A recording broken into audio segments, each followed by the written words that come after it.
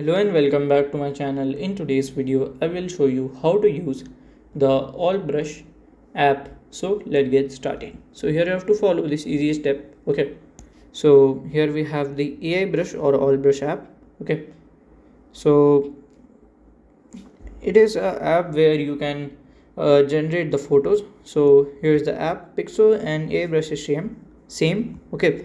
So from here you can see AI videos. For example, if you want to create this here, you can click on here. You can just upload an image also, and to do that just click on login with your Google. So from here you can just create an account in your Google, okay, with your Google. So here just upload a photo. So from here you can just do it, okay. So for example, if you want this photo to be like in anime form, you can just do confirm and it will be done. So by this way you can do it. And if you find this video helpful, make sure you like, subscribe and share the video. Thank you for watching.